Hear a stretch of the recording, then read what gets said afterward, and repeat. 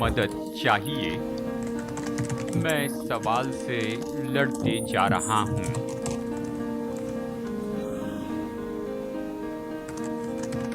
कि कैसे सच्ची खुशी पा सकते हैं।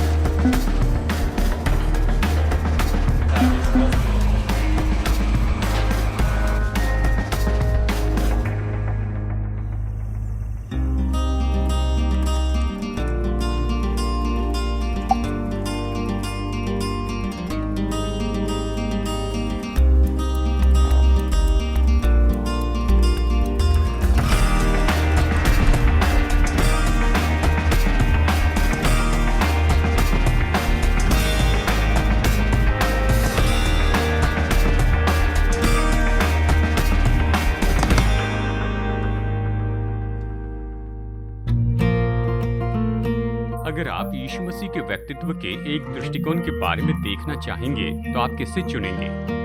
मसीह यीशु के जीवन का एक आयाम है जिसके बारे में पौलुस कहता है कि सभी को इसका अनुकरण करना चाहिए, और वो तो उसकी नम्रता है। हम अक्सर सोचते हैं नम्रता कोमल है, कमजोरी या सहते जाना है, पर ये शब्द मसीह को नहीं दर्शाते हैं और ना ही उस व्यक्ति के बारे में बताते हैं जिसके बारे में सुलेमान सबोपदेशक में बता रहा है।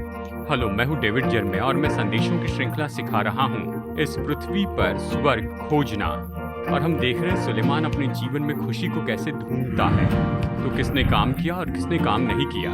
सुलेमान ने एक बात सीखी कि जीवन की सीमा होती है जिसके कारण हम नम्र होते हैं। आज के संदेश नम्रता से जीवन का सामना करना, इसमें हम नम्रता के बारे में 5 चीजें सीखेंगे जिसके कारण आप चकित हो जाएंगे, लेकिन इसका अर्थ होता है। मैं ये 5 आज आपको समझाकर बताऊंगा यहीं पर दिशा परिवर्तन में।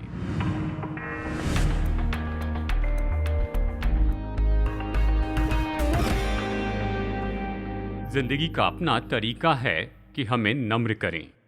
जब जिंदगी हमारे जीवन के हर एक क्षेत्र में हमें छू लेती है, जल्दी या देरी से किसी हद तक हमें अपने घुटनों पर लेकर आती है। जो सबसे ऊपर है उसके लिए ज़्यादा समय नहीं लगता है कि अचानक ये बात जाने कि ये हमेशा की जगह नहीं है। NFL के मेरे पसंदीदा प्लेयर हैं, नाम है कर्ट वार्नर। अद्भुत विश्वासी हैं जो एक चैंपियन हैं, और वो सेंट लुइस रैम को सुपर बॉल में लेकर गए, और वो तो MVP लीग के गेम में थे। और फिर आप जानते हैं खेलते समय उन्हें चोट लगी और उसके बाद दूसरे व्यक्ति ने उनकी जगह ले ली। मैं विश्वास करता हूँ परमेश्वर ने बच्चों को बनाया कि हमें नम्र बनाए रखें। एक छोटी बच्ची ने अपने पिता से पूछा कि जब आप छोटे थे तो आप कहाँ पर रहते थे? तो पिता ने कहा शिकागो में। तो बेटी ने पूछा ये पुराने नियम में है या नए नियम में? यहाँ तक कि चर्च में भी नम्र करने वाले अनुभव क्या आप जानते हैं? हाल ही में मैंने एक वाक्य पढ़ा जिसे लिखा था मार्क ल्यूकैनन ने। वो लिखते हैं, मुझे लगता है कि आप मेरे जैसे ही हैं। चर्च में 1 घंटा बिताने पर चमड़ी में खारिश होती है और गले में खराश होती है, और जब सभा ज़्यादा चलती है तो मेरा ध्यान भटक जाता है। पैरों में दर्द होता है, पीठ सुन्न हो जाती है, आंखों से धुंधला दिखाई देता है, मन काम नहीं करता और पेट गुड़गुड़ाता है। मैं जम्भाई लेने से लड़ते जाता हूँ और फिर उनसे लड़ना बंद कर देता हूँ, और फिर मैं खर्राटे भी मारता हूँ, और मैं एक पास्टर हूँ।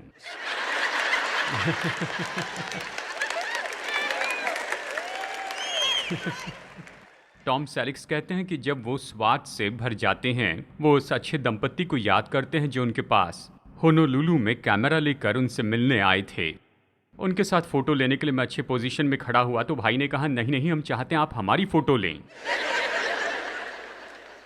चाहे किसी में से भी होकर जा रहे हैं, चाहे कुछ भी हो, आप हमेशा नम्रता की बातों का सामना करते हैं। आप इच्छा रखने वाले विद्यार्थी हैं तो जिंदगी आपको नम्रता सिखाएगी। ये तो निश्चय ही आपको सिखा सकती है। अगर आप सहयोग न दे तो ये आपको मारकर सिखाएंगी। सुलेमान अध्याय 8 में हमें यही तो सिखा रहा है। वो हमें उन सारी बातों को याद दिलाता है जो हमें नम्र बनाती हैं। वो हमें ये सिखाता है कि हम अपने जीवन के बारे में इन सारी चीज़ों को देखते हैं और ये सब ठीक है। सबसे पहले वो हमें बताता है कि नम्रता तो वो जानना है जो आप नहीं जानते हैं। जो आप नहीं जानते उसे जानना ही नम्रता है। वो कहता है अध्याय 8 के पहले वचन में कि बुद्धिमान के तुल्य कौन है और किसी बात का अर्थ कौन लगा सकता है। मनुष्य की बुद्धि के कारण उसका मुख चमकता है और उसके मुख की कठोरता दूर हो जाती है। बाइबल में हमें बार बार चेतावनी दी गई है कि हमें अपनी ही दृष्टि में बुद्धिमान नहीं होना है। जब इस चेतावनी की ओर ध्यान दिया जाता है तो उसका परिणाम खुश और नम्र विश्वासी है। देखिए सुलेमान क्या कहता है। वो कहता है जो मनुष्य परमेश्वर की बुद्धि पर आधारित रहता है उसका मुख चमकता है।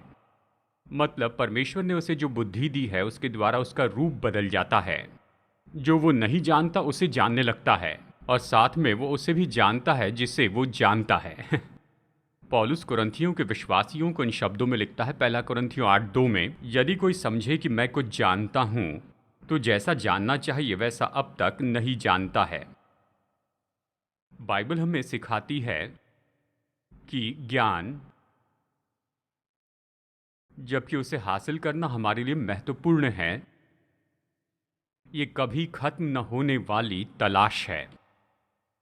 चलिए मैं आपको उदाहरण देता हूं।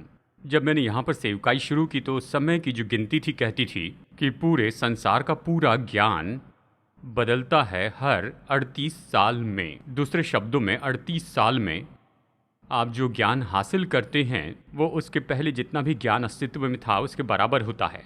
अब ज़रा गौर से सुनिए, आज संसार का ज्ञान बदलते जा रहा है हर 1 साल में, यानी हर 1 साल में, और अगले साल ये फिर से होगा और फिर से और फिर से, और ये सिकुड़ता जाएगा जब तक कि जानकारी का ये कर्व किसी बवंडर के जितना विनाशकारी न हो जाए। सच्चाई तो ये है कि जो व्यक्ति नहीं जानता वो सच में बुद्धिमान है। नम्रता तो इस सच्चाई के साथ में आती है कि जो कुछ भी हम जानते हैं ये तो बस इतनी छोटी सी बात है, छोटा सा हिस्सा है मनुष्य के लिए उपलब्ध सारे ज्ञान का। यदि कोई ये सोचता है कि मैं पढ़ा लिखा हूँ और इसके कारण वो तो अहंकार के लिए खुद को रखते हैं, तो उन्हें जाकर इस गिनती को देख लेना चाहिए जो मैंने अभी आपको बताई है। सुलेमान बताता है जब हमारे पास सच्ची बुद्धि होती है, ये परमेश्वर से आती है। हमारा चेहरा परेशान नहीं होता कि हमें ये सब पता नहीं, लेकिन हमारे चेहरे पर तेज होता है क्योंकि हम परमेश्वर को जानते हैं। दूसरी बात जो आपको पसंद नहीं उसके साथ रहना ही नम्रता है। हम ऐसे संसार में फंसे हैं जहां पर हमें छोड़कर बाकी सब नियंत्रण करते हैं, और हर दिन सुबह उठते समय हमें ये बात जान लेनी होगी कि आज मुझे वो काम करने होंगे जो मैं करना नहीं चाहता हूँ। जैसे जीना नहीं चाहते वैसे जीना होगा, और ऐसे अनुभव करना होगा जो अनुभव हम पाने नहीं चाहते। सुलेमान इस उदाहरण का उपयोग करता है। वचन 2 से 7 में आइए मैं इसे पढ़ता हूँ। मैं तुझे सम्मति देता हूँ कि परमेश्वर की शपथ के कारण राजा की आज्ञा मान। राजा के सामने से उतावली के साथ न लौटना, न बुरी बात पर हट करना, क्योंकि वो जो चाहता है करता है। क्योंकि राजा के वचन में तो सामर्थ रहती है, और कौन उससे कह सकता है कि तू क्या करता है। जो आज्ञा को मानता है वो जोखिम से बचेगा। बुद्धिमान का मन समय और न्याय का भेद जानता है, क्योंकि हर एक विषय का समय और नियम होता है। यद्यपि मनुष्य का दुख उसके लिए बहुत भारी होता है, वो नहीं जानता कि क्या होने वाला है और कब होगा, ये उसको कौन बता सकता है। वचन का ये भाग तो बहुत बड़ा है, लेकिन चलिए कुछ शब्दों में मैं इसका सारांश बता दूं। इससे बड़ी नम्र बनाने वाली कोई बात नहीं जिसमें हम ऐसी परिस्थिति होती जिस पर हमारा अधिकार नहीं होता। सुलेमान यहाँ पर उदाहरण का उपयोग करता है एक राजा या फिर सामर्थी न्यायाधीश का, और आप नागरिक होने के नाते उसकी सामर्थ की आज्ञा मानना नहीं चाहते हैं। सुलेमान के शब्द सुनिए, परमेश्वर की शपथ के कारण राजा की आज्ञा मान। आपको राजा पसंद है इसलिए नहीं। दूसरे शब्दों में अगर आप नहीं समझ पाते हैं कि राजा सच में क्या कर रहा है और आप निश्चित नहीं कि आप उसके साथ सहमत हैं, परमेश्वर के प्रति आपकी आज्ञाकारिता के कारण उसके सामने खुद को नम्र कर दें। यह हमें याद दिलाता है पौलुस ने रोमियो 13 में क्या लिखा था, क्या आपको याद है? वो कहता है हर एक व्यक्ति शासकीय अधिकारियों के अधीन रहे, क्योंकि कोई अधिकार ऐसा नहीं जो परमेश्वर की ओर से न हो, और जो अधिकार हैं वे परमेश्वर के ठहराए हुए हैं। इसलिए जो कोई अधिकार का विरोध करता है वो परमेश्वर की विधि का सामना करता है, और जो इस विधि का सामना करने वाले हैं वो दंड पाएंगे। अब अवश्य ही सुलेमान और पौलुस हमें ये नहीं बता रहे हैं कि हम परमेश्वर के स्तर का उल्लंघन करें। प्रेरितों के काम हमें सिखाता है मनुष्य की आज्ञा मानने से अच्छा है कि परमेश्वर की आज्ञा माने। अगर अधिकारी हमें परमेश्वर की इच्छा के विरुद्ध में रखते हैं तो प्रभु की आज्ञा मानने के लिए हमें उनकी बात नहीं माननी चाहिए। लेकिन हमारी ज़्यादातर समस्याएं ऐसी नहीं हैं।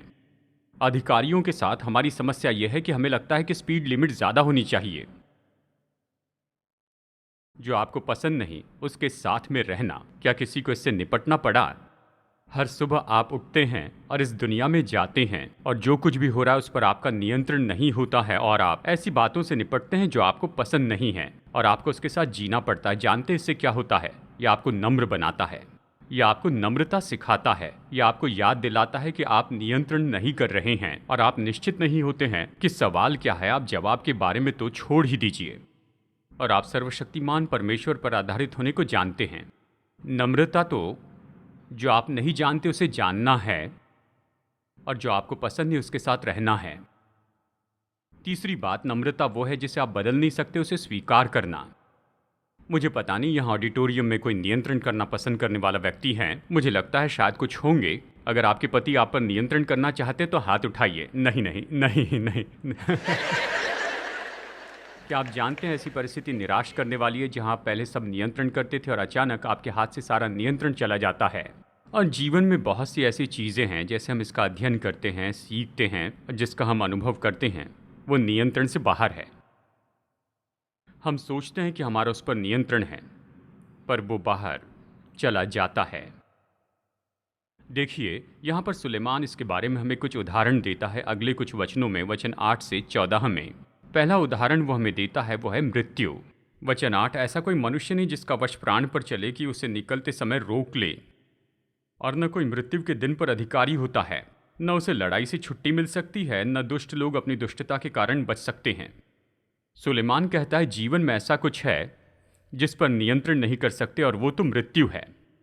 आप नहीं जानते कि ये कब आएगी और उस समय परिस्थितियाँ क्या होगी। यह हमें याद दिलाता है कि ऐसी कुछ चीज़ें हैं जिन पर हमारा कोई नियंत्रण नहीं है। मृत्यु तो निश्चय ऐसी ही है। मुझे एक पुरानी कहानी पसंद है बगदाद के एक व्यापारी के बारे में।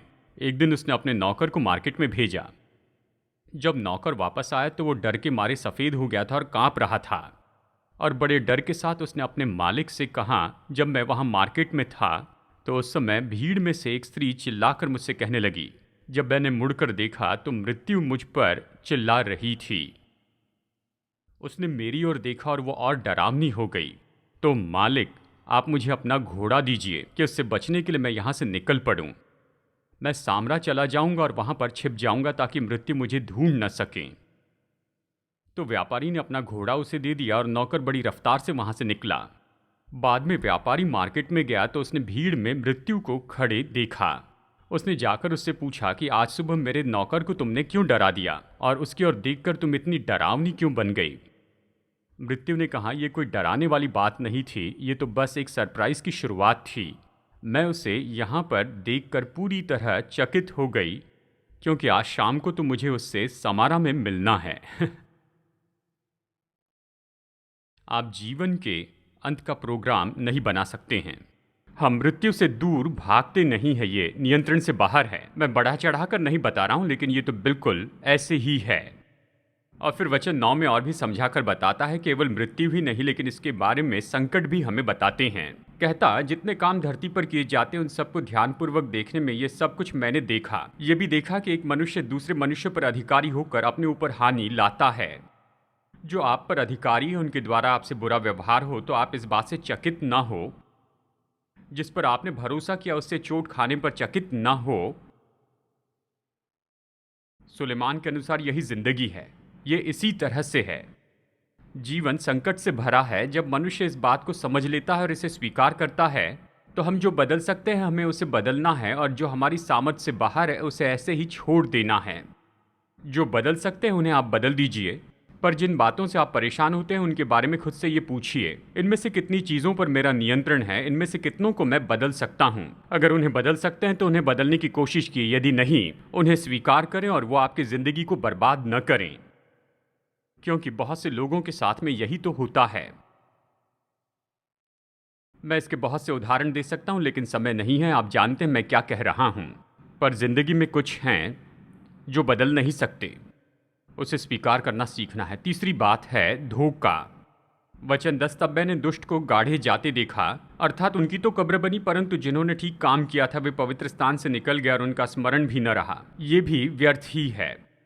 वॉन ब्रेस्बी ने अपनी किताब में इसके बारे में एक कमेंट लिखा है। सबोपदेशक 8:10 में वो कहते हैं कि सुलेमान बताता है कि मैं एक फ्यूनरल में गया था और वो तो ऐसे व्यक्ति थे जो कि पवित्र स्थान में बार बार आया करते थे। लोगों ने उनकी बहुत तारीफ की, लेकिन वो भक्तिपूर्ण जीवन नहीं जिए। लेकिन उनका फ्यूनरल बहुत ही अच्छा हुआ, उनके बारे में अच्छे शब्द कहे गए, जबकि नगर के भक्तिपूर्ण लोगों को अनदेखा किया गया, उन्हें भुलाया गया।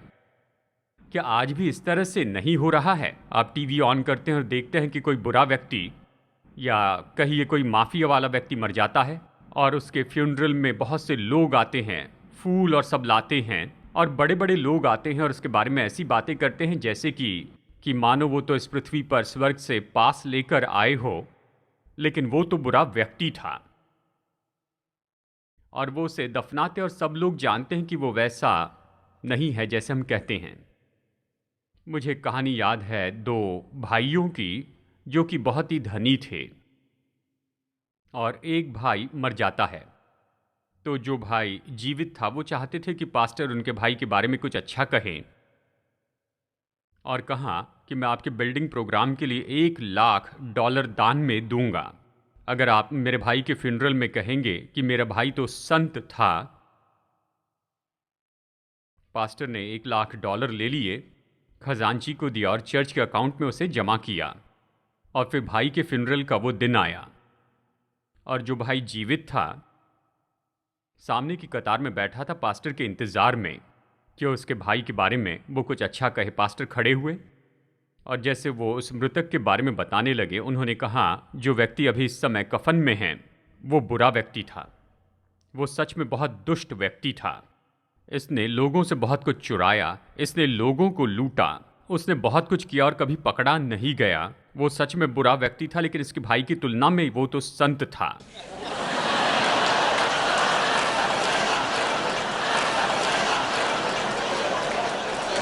ये सब ऐसा ही है ना?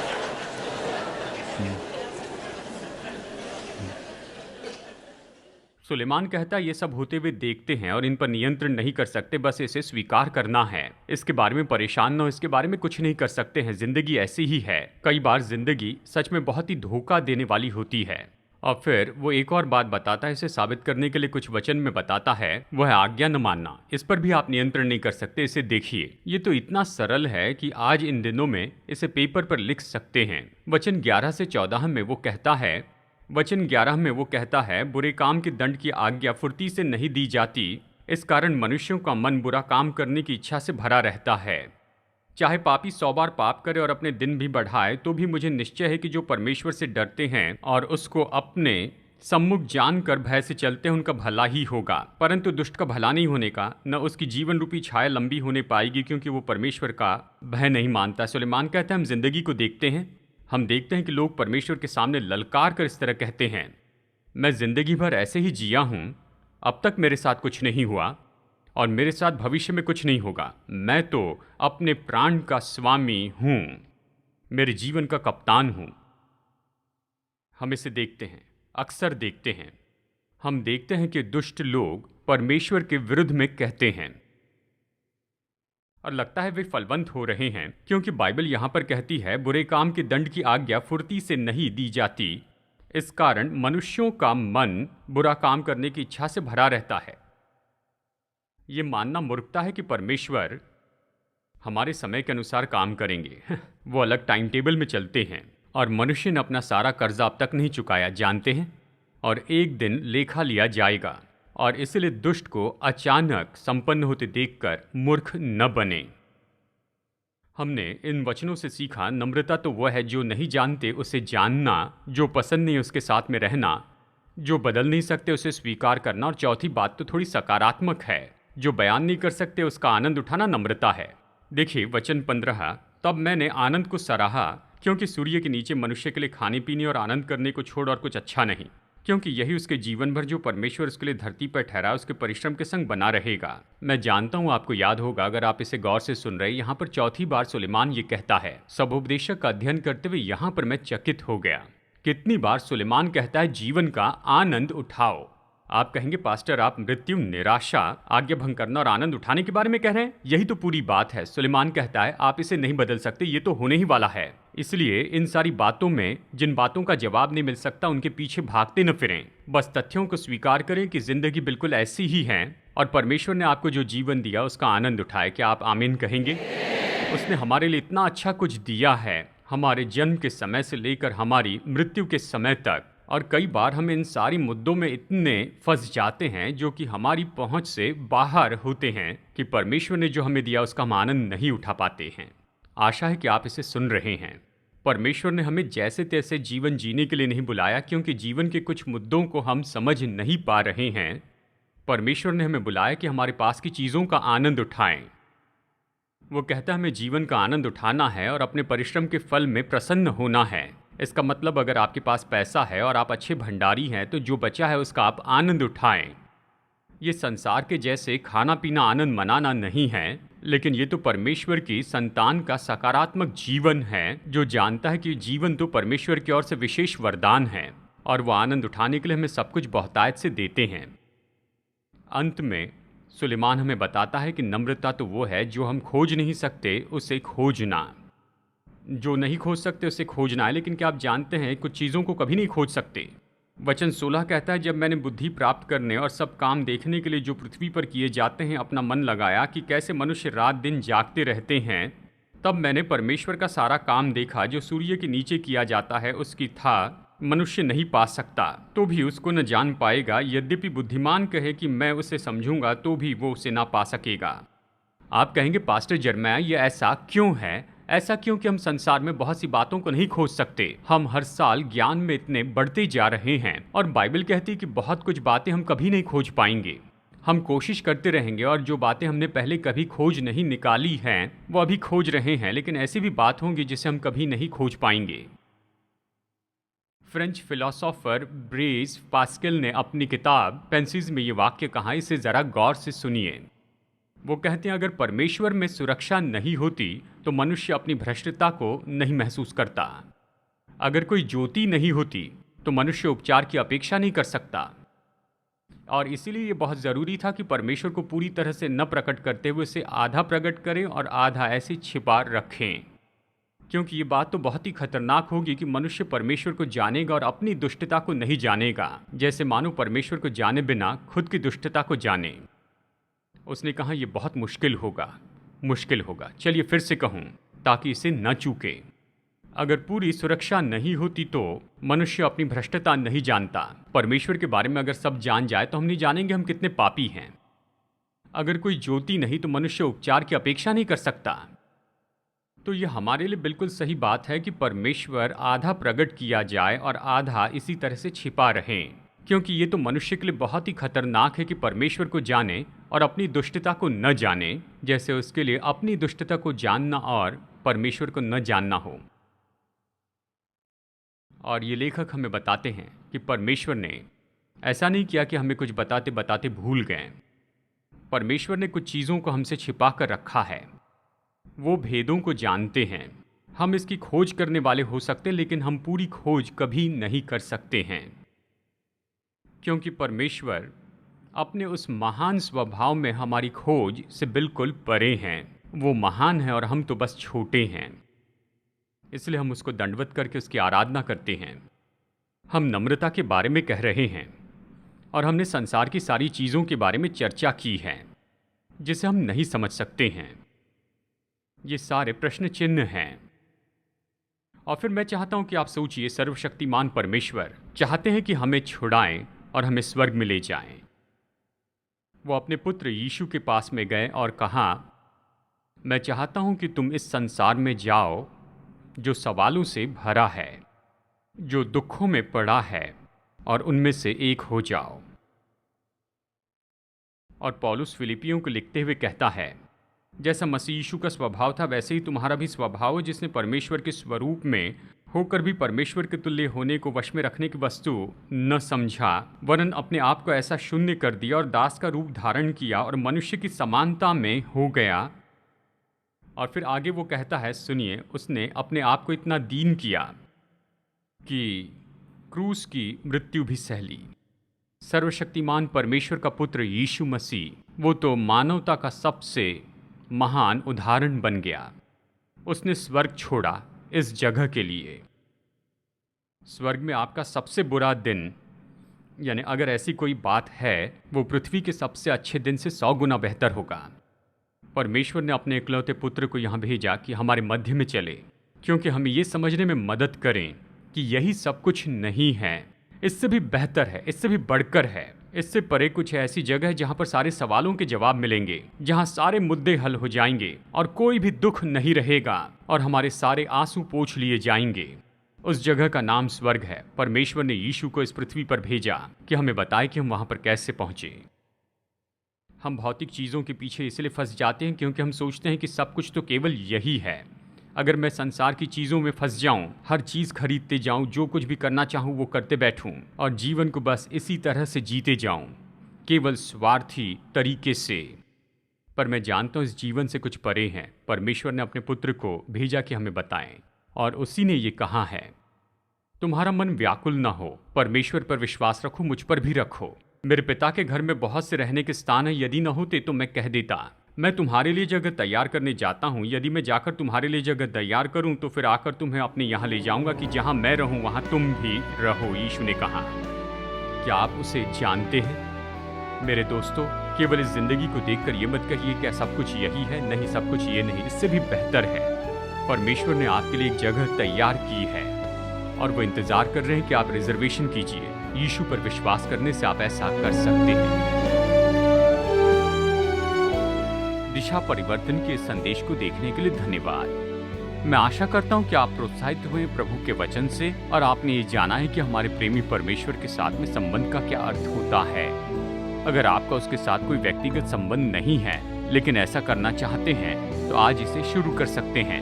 परमेश्वर के उद्धार का मुफ्त वरदान पाने के लिए आपको यही करना है, अपने पापों से पश्चाताप करें और यीशु को अपना उद्धारकर्ता प्रभु स्वीकार करें। अगर आपने विश्वास का ये कदम उठाया है, मैं आपको प्रोत्साहित करता हूँ कि भरोसेमंद सेवकाई के साथ में जुड़िए या लोकल चर्च से और किसी को आपके निर्णय के बारे में जानने दीजिए। मेरी प्रार्थना है कि आप अपने इस नए विश्वास में निरंतर बढ़ते जाइए। प्रभु आपको आशीष दे और आपसे फिर मुलाकात होगी यहीं पर दिशा परिवर्तन में।